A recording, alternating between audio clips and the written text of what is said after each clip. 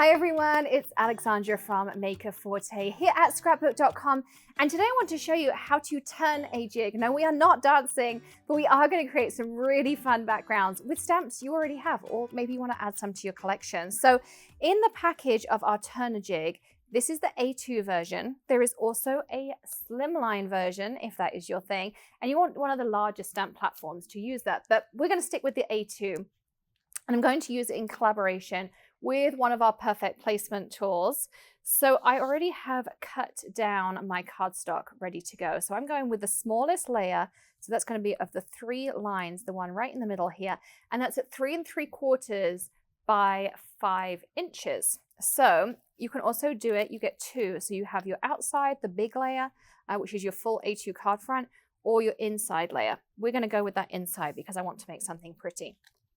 And this really is your guide. Now, I also use this all the time. So if I center up a stamp inside of my stamp platform and I want to make sure my cardstock is right, again, I'll just pop it in here and it holds it. It's just enough, but not too much to add thickness. So that's why I really like using this one too. So I'm going to take out my Take Care Teddy Bear stamp set. This is so cute. It's from Rose and Rue, one of our collaborators. And we're going to pick out some of these really pretty little images. Now you see on here, there are centering lines and you have circles. So the circles are going to help you with the placement, as are your centering lines. So I'm going to start off, and I like to kind of work in a quadrant. You can also work in a slither, just, you know, it's going to be less turns. You'll see what I mean in a minute. So I'm going to start off with a little bumblebee there. Maybe we'll add some leaves in. This, and I think I want a little teddy bear peeking out like this as well. So again, you can fill up your quadrant as much or as little as you want. We all have tons of those little stamps, whether it's a stamp that, you know, fills, you know, those little ones that fill up on a stamp set, or you have like little journaling stamps or bullet stamps, all those kinds of things. They can all be used on here. So let's pick up our stamps. Now, because they are going to stick because it's a Mylar stencil, but all of these lines are also engraved. So they're not going to rub off or wash off or be cleaned off. They are actually engraved in. So if you love getting inky with mixed media and paint and all those kinds of things, you can still use these as well. Now let's put our piece of cardstock in like so. And I'm going to start off with some flamingo because you can guess I'm a pink girl. So we'll just ink that one up. And then I'm going to smush. See how cute is that? Now you can do a 45-degree turn, but because of the way I did this, this one would overlap. That's where you would want to work with a slither.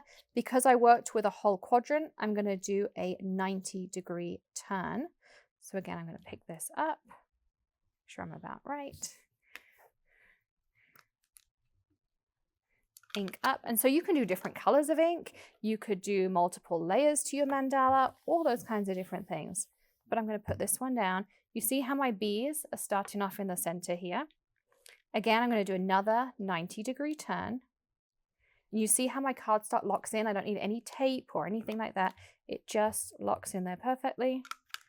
Again, put it down, smush for that perfect first impression.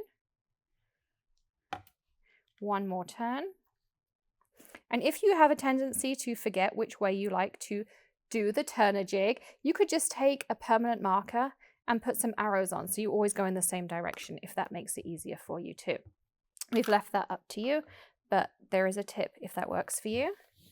But look how cute these have come together, just like that, to create this beautiful little background on an A2 piece. So again, if you want to do a 90-degree turn as we did to get 4, you're going to want to work with a whole quadrant, a quarter.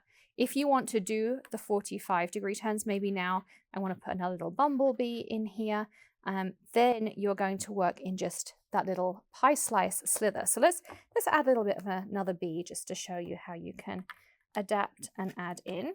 And I'll show you another one of my favorite little tricks, which will save you, it saves me lots of time, and hopefully it will for you as well. So when I put this one down in here, I don't want to wash my bee stamp because I'm going to put the same ink on it, but I do want him to be in here and fill in those gaps like that. So I just use the acetate off the back of my stamp, and then I can just pick up and go, remove the acetate, and now we're ready to stamp. So we're going to do the same thing again. Why don't we make him a little sugar plum bumblebee, just to add a splash of color. So again, we're going to do the same thing. Ink up, flip over, stamp, and then we're going to do a quarter turn.